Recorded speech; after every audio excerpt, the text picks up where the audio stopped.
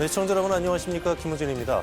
정부의 의대 증원 방침에 의료 현장이 혼란에 빠졌습니다. 도내 4개 대학병원과 의료원 등을 포함한 9개 수련 병원에서 80%가 넘는 전공의들이 사직 의사를 밝혔습니다. 실제로 상당수가 결근하면서 진료나 수술 일정이 취소 또는 지연되는 일이 속출하고 있는데요.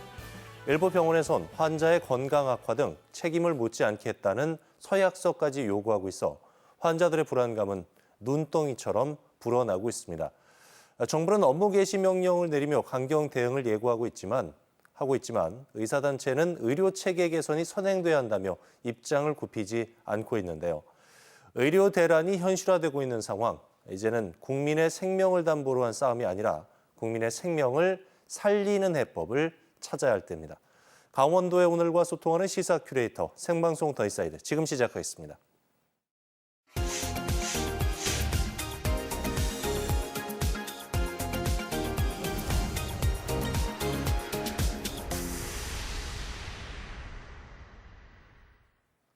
오늘 하루를 뜨겁게 달군 사건, 사고부터 놓치지 말아야 할 주요 뉴스를 한눈에 정리해드리는 오늘의 뉴스캐스터 강민주입니다.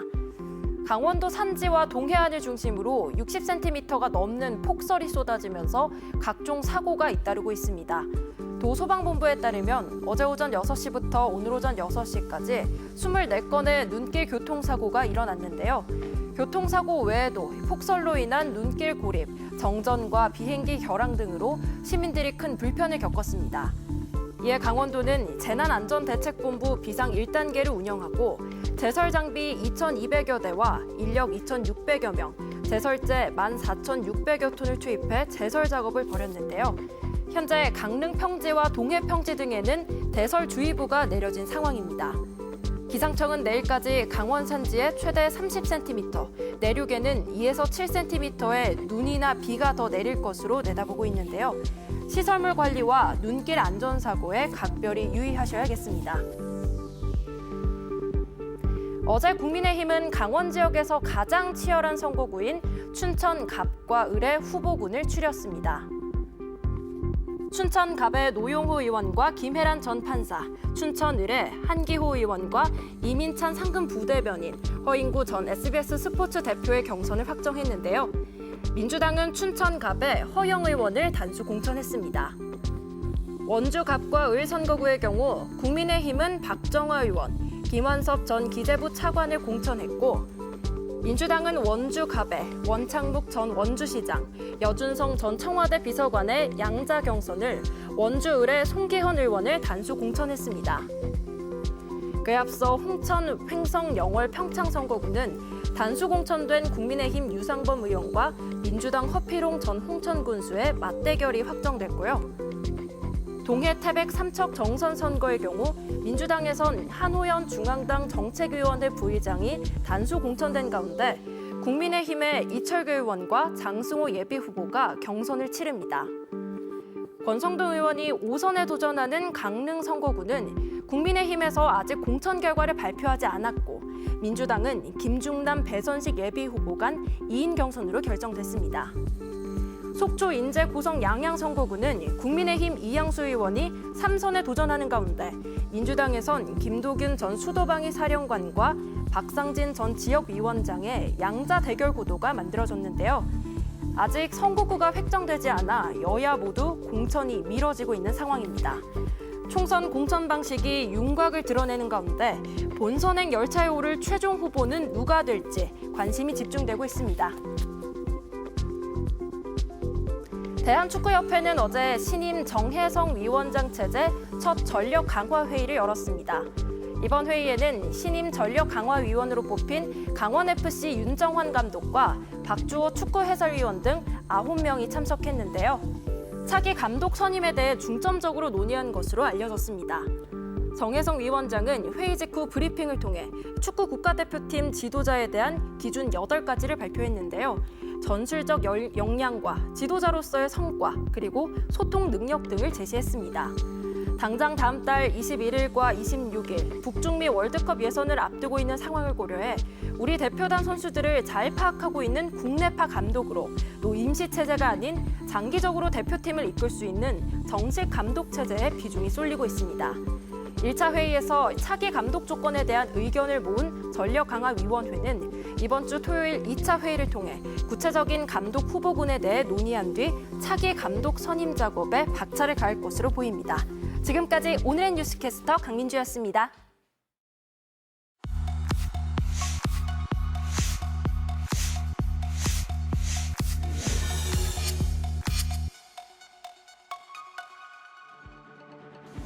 더 이상의 입학 정원을 감축해서 해소할 수 있는 문제냐? 그거는 불가능한 것으로 나왔습니다.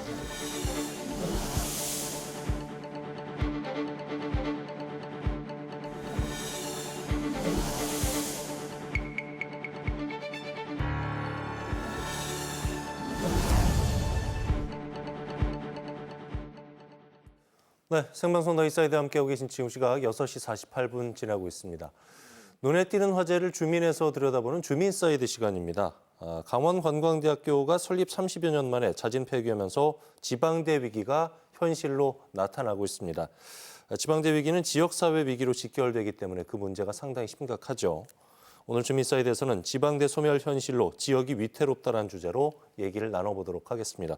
한국대학교육협의회 정원창 선임연구원과 함께하겠습니다. 안녕하십니까? 예, 안녕하십니까?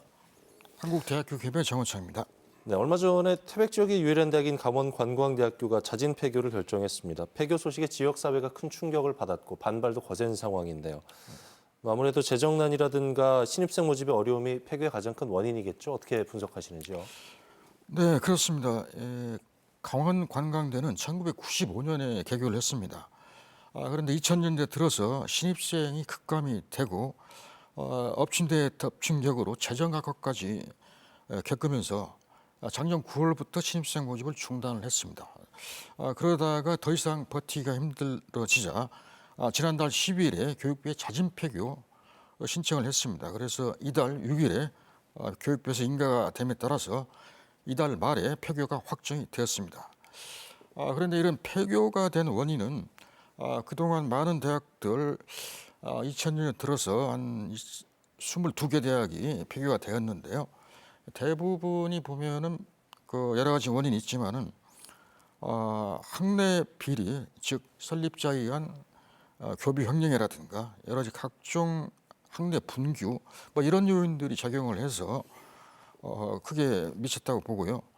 결정단은 2020년에서 2023년에 교육부의 재정지원 제한대학으로 선정이 됐습니다. 이 뜻은 무슨 말이냐 하면은 재정 지원 안 한다는 뜻이죠. 그러니까 재정 지원이 끊기자 결국은 버티지 못해서 폐교의 길을 걷게 되었는데 아무튼 그 태백시로서는 상당히 유일한 대학이 사라지게 돼서 상당히 안타까운 심정을 금할 수가 없습니다. 네. 지금 학교가 폐교되니까 재학생들도 그렇고 교직원들도 그렇고 중간에 붕 뜬 상황이거든요. 예. 학교 폐지를 위한 행정 절차는 어떻게 진행이 됩니까? 네, 지금 현재 그 재학생이 지금 재적생이 327명이 재직 중에 있습니다.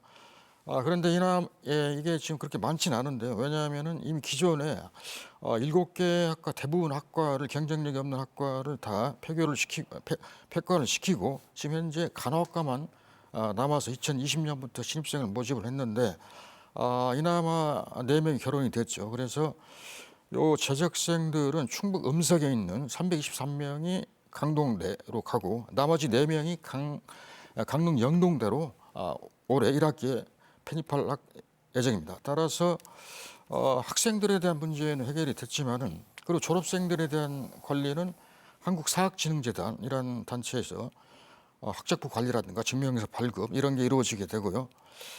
가장 큰 문제는 교직원이죠. 교직원들에 대한 대책이 전혀 마련되지 않은 상태에서 폐교가 됐기 때문에 상당히 좀 난감한 상황이라고 볼 수 있습니다. 예. 학교를 중심으로 상권을 형성했던 지역사회도 상당히 어려움을 많이 겪고 있습니다. 걱정이 많죠. 안 그래도 오늘 6월에 태백의 마지막 광업소인 장성광업소 폐광 앞두고 있어서 지역사회 위기가 안 그래도 큰 상황인데 지역의 유일 대학교까지 문을 닫는 상황이 됐습니다. 엎친 데 덮친 것 같은데 지방대 소멸이 지역사회에 미칠 여파 어떻게 전망하시는지요? 네, 이 과거의 예를 들면은 지금 아까 말씀드린 것처럼 2000년대 이후에 한 22개 대학이 폐교를 했습니다. 내용을 보면 12개가 대학이고요. 나머지 5개가 전문대, 그다음 대학원 대학이 5개, 이렇게 돼 있는데 2015년에 폐교된 인제대학원대라고 수도권에 소재겠죠. 이 대학을 제외하고 나머지는 전부 다 지방소재 대학이라는 공통점이 있습니다. 따라서 이 뜻은 결국은 지방대학이 상당히 불리하다는 이 데이터적으로 나와 있는 거죠. 그리고 이런 지방의 유일한 대학이 붕괴가 되면은 과거에 예를 들면 전북 남원시의 2018년도에 설립자의 비리로 폐교가 되었죠. 거기에 이 폐교로 인해서 주변 상가가 전부 다 문을 닫고 연간 소득액이 한 340억 정도 감소된 걸로 이렇게 나와 있습니다. 그리고 이 대학이 갖고 있는 위치라는 건 예를 들면은 지역 거점 국립대 중에 하나인 전북대가 있는데 전북대가 지역에 미치는 영향이 전북 전체 예산의 9.5%, 그 10% 육박한다고 합니다. 결국은 대학이 차지하는 지역에 차지하는 위치나 경제적인 위상이 상당히 중요한데 따라서 이 대학이 폐교가 되면은 특히 태백시 같은 경우 유일한 대학이었기 때문에 특히 그 경기 침체뿐만 아니라 청년구 감소 이거 큰 문제라고 볼 수 있죠. 상당히 복잡한 딜레마에 빠질 것으로 보입니다. 예. 사실 뭐 지방대 위기는 비단 태백만의 문제는 아닌데 그동안 경고음을 계속 울려왔던 지방대 소멸 위기가 이제는 피할 수 없는 대한민국의 현실이 되고 있습니다. 국내 지방대 위기는 어느 정도 심각한 상황인가요? 네, 그 데이터로 말씀드리자면 이번에 2023년도 대학 정시 모집에서 전국 190개 대학에 4,889개 학과가 있는데요. 이 중 35개 대학 163개 학과에서 정원 미달이 발생을 한 걸로 나타났습니다. 이 중에서 34개 대학 162개 학과는 지방대학입니다. 따라서 이게 숫자적으로 데이터적으로 굉장히 지방대학에 미치는 큰 영향을 미쳤다는 걸 알 수 있고요. 그 다음에 이러한 그 미충원이 발생하게 되면은 특히나 등록 근무전율이 높은 지방 사립대학의 경우에는 굉장히 큰 손실로 나타나고 있습니다. 저희 협의회가 작년에 조사한 바에 따르면 사립대학 운영 손실이죠. 손실 현황을 따져보면은 2021년도에 사립대학 1개교당 평균 운영수지 적자 규모가 비수도권 대학은 15억 4천만 원인데 비해서 수도권 대학은 2억 4천만 원. 즉 지방대학이 상당한 격차로 손실이 심각한 상황입니다. 즉 지방대학의 재정적 여건이 어렵다는 방증이겠죠. 또 이뿐만 아니라 신입생 충원율에서도 데이터에서도 극명하게 나타나고 있습니다만 그동안 대학 구조 개혁 정책 추진으로 대학 입학 정원이 주로 수도권보다는 지방대학에서 크게 감소를 했습니다. 네. 이 뜻은 결국은 충원율이 높아져야 되는데 그만큼 입학 정원을 줄였기 때문에요. 그럼에도 불구하고 지금 최근 10년간의 신입생 충원율을 보면은 수도권이라든가 광역시, 그다음 일부 세종과 충남 지역을 제외하고는 충원율이 유지가 되었는데 그 외 지역, 특히 강원권, 그 충원율이 하락을 했습니다. 이와 같은 충원율의 하락은 결국은 입학 지원이 감소하고 있다는 그 원인인데요. 예를 들면 2014년도에 저희 입학 자원이 한 55만 명 정도로 추산이 됐습니다. 근데 현재 입학 자원이 39만 8천 명이죠. 근데 입학 정원은 지금 이제 49만 3천 명입니다. 따라서 크게 밑돌고 있기 때문에 상당히 부족하고 이 추세대로 나가면 2040년에는 입학 정원이 28만 명으로 감축될 것으로 예상돼서 상당히 문제가 심각할 것으로 예상이 됩니다. 강원대하고 강릉 원주대 같은 경우는 글로컬 대학에 선정되면서 지방대 통합 모델로 관심을 모으고 있습니다. 춘천교대도 통합에 대한 가능성 열어두고 고민하고 있는 상황이고요. 글로컬 대학, 지방대 위기를 돌파할 수 있는 대안이 될 수 있을까요? 어떻게 생각하시는지요? 네, 현 정부 들어서 상당히 대학에 대한 규제도 완화하고 특히 글로컬 30과 지역 혁신 중심 대학 지원 체계라고요. 라이즈라고 줄여서 하는데 요 체계를 추진 중에 있습니다. 그래서 상당히 적극적으로 특히 지역과 지자체와 산학이 협력하는 그런 방식으로 개편을 추진 중에 있는데요. 특히 글로컬 대학 같은 경우에는 이미 2026년까지 총 30곳에 글로컬 대학을 지정을 해서 선정된 대학에 대해서는 5년간 1,000억 원을 재정 지원을 하게 됩니다. 현재 10개 대학이 이미 선정이 됐고요. 금년에 추가로 10개 대학을 지금 선정할 예정인데 작년에는 단독형과 통합형 두 가지만 이렇게 지원이 가능했는데 금년에는 연합 형태, 여러 대학 연합 형태도 신청이 가능하게끔 신청 규정을 좀 바꿨습니다. 예. 아무튼 이 글로컬 대학이 선정이 되면 여러 가지 혜택이 따르게 되는데요. 그래서 모든 대학들이 지금 혈안이 돼서 신청 대학으로 선정이 되기 위해서 노력을 하고 있습니다. 네. 저는 대학마다 자구책 마련에 모든 에너지를 어쨌든 쏟고 있는 상황. 하지만 정부의 재정 지원에도 수도권 대학과의 격차는 더 벌어지고 수도권 대학 선호 현상도 뭐 갈수록 뚜렷해지고 있는 상황인데요. 이제는 글쎄요, 학교 자체적으로 해결할 수 없는 수준에 이르렀다고 봐도 될 것 같은데 근본적인 대책이 필요할 것 같아요. 어떻게 판단하고 계신지요? 네, 현재 결국은 이 글로컬 대학과 라이즈라는 두 가지 축으로 지방대학 살리기 운동을 살리려는 추진을 하고 있습니다만은 예. 기본적으로는 우리나라의 여러 가지 산업 구조라든가 여러 가지 내부적인 문제로 인해서 상당히 좀 이게 성과를 거둘지 안 거둘지는 미지수입니다만 아직 시범 단계이기 때문에 기본적으로는 이 체계를 뒷받침할 만한 지방에 결국 받침대가 있어야 된다고 봅니다. 이 뜻은 무슨 얘기냐면은 결국 우리나라는 수도권의 경제력이 과도하게 집중이 되어 있습니다.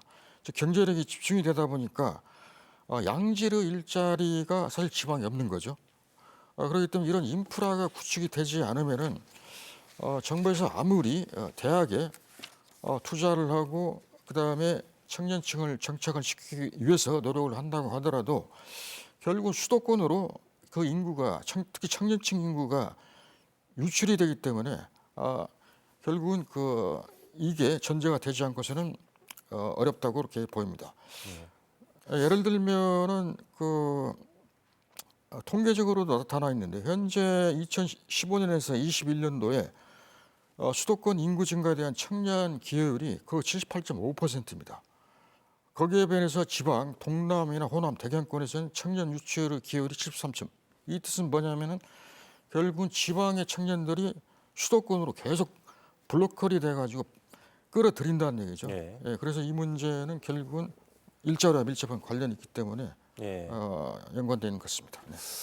교육부 취업 통계에 따르면 비수도권 대학 졸업자의 취업률이 수도권에 비해서 항상 뒤처지고 있습니다. 대학에서 양질의 공부도 물론 중요하겠지만은 취업 역시도 대학을 선택하는 중요한 요소가 되고 있는데요. 취업 인프라 부족으로 지방대를 처음부터 선택지에서 빼는 경우도 요즘에 심심치 않게 볼 수 있다고 합니다. 대학을 넘어서 지역 사회가 경쟁력을 갖출 수 있는 체질 개선이 조금은 시급해 보여요. 어떻게 보시는지요? 네, 그렇습니다. 사실 대학에서는 여러 가지 재정 지원, 특히 사립대학 같은 경우는 재정 지원을 많이 요구를 하고 있습니다. 그래서 지금 작년에 고등교육 특별회계법이 제정이 돼가지고 설정이 돼서 많은 지원을 받고 있음에도 불구하고 결국은 이 문제는 대학에 대한 재정 투자라든가 고등교육에 대한 재정 지원 이것보다는 아까 말씀드린 것처럼 대학을 지원하는 수험생이 수도권 대학을 선호하는 가장 큰 이유는 바로 일자리입니다. 이미 우리나라는 전국에 수많은 대학이 존재하고 있고 국가 경쟁력을 뒷받침하는 대규모 교육 연구 인프라가 이미 마련되어 있습니다. 그러나 이들을 수용할 출구가 결국은 부족합니다. 즉 입구는 마련되어 있는데 출구 전략이 부족한 거죠. 따라서 이 문제를 해결하기 위해서는 지산학, 즉 지역과 지자체와 산업단지, 기업이죠. 그다음에 학계, 대학, 이 지산학 연계를 통한 지역 인재 육성 정책 프로그램, 이게 제대로 된 프로그램이 마련이 돼야 될 것입니다. 그래서 이 프로그램을 통해서 지역 상생의 혁신 발전을 이끌어 나갈 수 있는 생태계를 구축을 해야 됩니다. 예. 이게 되지 않고서는 사실은 정부에서 아무리 재정 지원을 해도 어렵다고 봐야 되겠죠. 예. 정부가 최근에 의대 정원 증원하겠다고 발표하면서 나라 안팎이 굉장히 시끌시끌합니다. 도내 같은 경우에 정원 증원과 지역 인재 전형 확대가 모두 반영이 되면은 정원 비율이 더 높아질 것으로 현재 전망이 되고 있는데요. 때문에 지방 유학을 문의하는 사례도 좀 늘고 있다고 하고요. 지역 의대 지역 인재 전형 확대가 지방대 위기를 돌파하는 효자 역할을 할 수 있을까요? 네, 제 생각으로는 현재 의대 정원 문제 2,000명을 증원한다고 발표를 했습니다. 따라서 지금 현재의 법상 지역의 초중고, 중고등학교를 졸업한 자에게 우대를 주고 있죠. 그러나 그 의대 정원 자체가 2,000명이기 때문에 그 입학 정원 가운데 차지하는 비중은 그렇게 많지는 않고 예. 따라서 단기적인 어떤 유입 효과는 있을지 모르겠습니다만 장기적으로 봤을 때는 좀 불충분하다 이렇게 예. 말씀드릴 수 있고 그러나 그것보다는 금년 2월달 이달에 지방대학 육성법이 개정이 되면서 그동안 그 권고사항으로 있었던 지역 공공기관에 대한 취업, 지방대생 취업이 의무화가 됐습니다. 35%가 강제로 의무화가 됐기 때문에 300명 이상의 네. 따라서 이게 좀 더 어떤 졸업생들에 대한 우대 이것 때문에 이게 좀 유인 요인이 되지 않을까도 생각이 됩니다만은 결국은 그것은 어떤 장기적인 차원에서는 해결책이 되지 못할 것으로 보고 있습니다. 예. 예. 끝으로 정리 말씀을 좀 간략하게 듣도록 하겠습니다.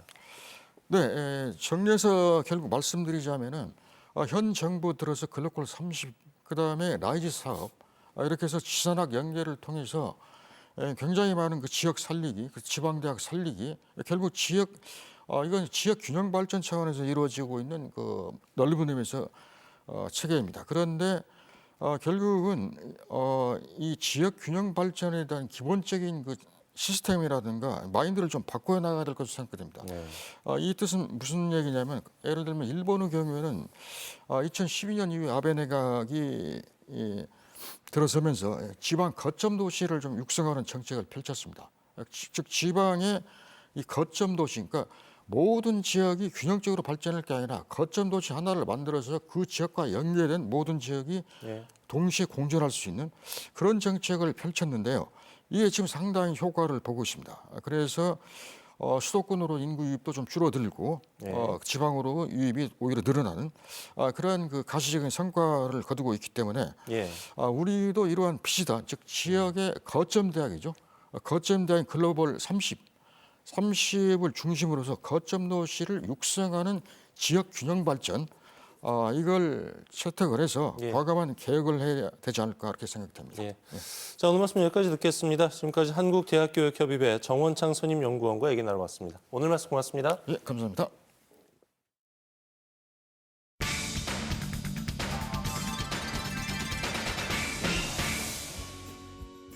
길고 긴 겨울방학. 날씨가 추운 만큼 산골 마을에 사는 아이들에게는 방학이 더욱 길게 느껴지는데요. 심심한 아이들의 방학을 책임지는 곳 고성 청소년 수련관에는 학교에서는 쉽게 볼 수 없는 선생님이 있다고 합니다. 네, 중성 삼포병여단 흑곰대대 병장 이광루입니다. 사격 지휘병을 보직으로 맡고 있고 과학고등학교를 졸업하고 현재 유럽 의대에 재학 중입니다. 군대에 왔습니다. 안녕하십니까. 삼포병여단 흑곰대대 포수로 임무 수행 중인 병장 임성미입니다. 사회에서는 대학교에서 이제 경영학 전공하다 왔습니다. 어떤 과목 가르치시는지? 저는 수학을 좋아해서 수학이라는 과목을 가르치고 있습니다. 저는 아무래도 영어에 자신이 있어서 영어 가르치고 있습니다. 고성 청소년 수련관에서는 접경 지역 특성을 활용한 군인 선생님 수업부터 학생들을 위한 다양한 프로그램까지 지역사회와 함께 건강한 청소년 공동체를 만들어가고 있습니다. 청소년들이 처음에는 군인 선생님들을 낯설어 했지만 수업이 진행되면서 아이들이 많이 좋아하고 참여도가 높았습니다. 영어와 수학에 들어가는 사교육비가 절감이 되어 학부모님들이 좋아하셨고 학교가 끝나면 집에 혼자 있어야 할 아이들에게도 좋은 기회가 되었습니다. 씩씩한 발걸음으로 아이들을 만나러 가는 군인 선생님들.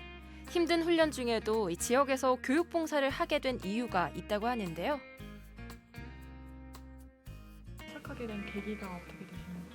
제가 2019년도에 교육봉사를 제가 맡아서 좀 진행을 하게 되었고 저도 시골에서 고등학교까지 졸업을 하게 됐는데 우리 부대에서 용사들의 훌륭한 능력과 의지를 통해서 우리 고성 지역의 아이들에게도 긍정적인 영향을 미칠 수 있겠다라는 의미에서 추진하게 되었습니다.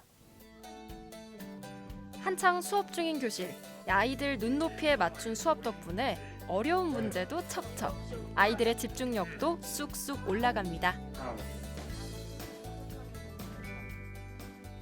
저희가 맨 처음에는 이제 군 생활 중에도 학업 수준을 유지하고 싶어서 저희가 자체적으로 이제 영어 토론 동아리를 계속 운영하고 있었습니다. 근데 뭐 그러던 중에 이제 부대에서 동아리 활동을 이제 활성화하기 위해서 교육 봉사를 진행했으면 좋겠다라는 얘기가 나왔고 저희가 이제 고성으로 이제 봉사 활동을 나오게 되었습니다. 학창 시절 교육 봉사를 한 경험이 있다고 하셨는데요. 맞습니다. 제가 어렸을 때부터 봉사를 열심히 해왔지만 고등학교에 들어가고 난 이후 시간이 좀 부족해서 시간과 비용을 절감하는 대신에 퀄리티를 높일 수 있는 교육 봉사를 선택해서 어린 친구들에게 과학 지식을 전파하는 교육 봉사를 진행했었습니다.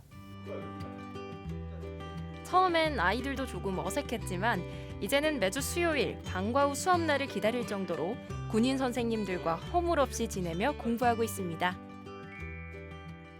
처음에는 막 너무 무서워가지고 다가가기 좀 그랬고 지나치기도 좀 그랬거든요. 막상 이렇게 군인분들과 수업을 하니까 무서운 것도 좀 없어지고 좀 사촌 오빠처럼 친근해서 좋았어요. 오늘 수업한 거 어땠어요? 수업한 거 너무 재밌었어요. 뭐랄까 좀 제가 아는 수학이랑 달리 좀 재밌게 진행하는 것 같아서 재밌었어요. 이해 잘 가게 핵심적으로 선생님들이 잘 알려주셔서 좋았어요.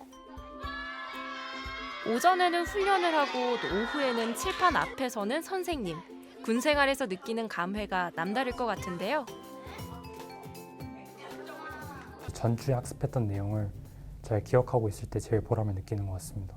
이렇게 교육에 열의를 보이는 학생들을 보면은 참 뿌듯함도 많이 느끼고 비록 교육 봉사지만 그래서 선생님으로서 약간 막중한 책임감을 느끼고 있는 것 같습니다. 아이들이 스펀지 같은 뇌로 지식을 쏙쏙 흡수하는 걸 보면 참 보람을 느낍니다. 초등학생 시절의 저보다 문제를 잘 푸는 아이들을 보면 대한민국의 미래가 참 밝다고 느껴서 보람을 느낍니다. 겨울방학 돌봄 공백이 있는 아이들에게 꼭 필요한 방과 후 수업. 재능 기부로 진행되는 만큼 기관과 학부모 측에서도 반응이 좋다고 합니다. 네, 정삼각형의 각이 60도죠? 그러면 정삼각형 몇 개가 있어야지 원을 만들 수 있을까요? 6개요. 6개요! 네, 맞죠. 6개요. 열정적인 수업에 아이들도 적극적으로 참여하고 있습니다. 나라를 지키느라 바쁘실 텐데 그런데도 우리한테 와가지고 새로운 경험하게 해주셔서 감사해요. 선생님들 앞으로 딴 데 가지 말고 여기서만 수업해주세요. 수업 잘 해주셔서 감사합니다. 국군 장병 여러분들의 재능 기부가 대한민국의 미래를 이끌어 나갈 인재를 양성하는 데 큰 도움이 될 수 있다고 생각합니다. 여러분 봉사활동 주저하지 마시고 꼭 참여해 주셨으면 좋겠습니다. 남은 군생활 잘 보내시기 바라겠습니다. 충성! 소중한 재능 기부로 지역의 아이들과 소통하며 나눔을 실천하고 있는 군인 선생님들. 든든하고 따뜻한 교육 봉사. 앞으로도 응원하겠습니다.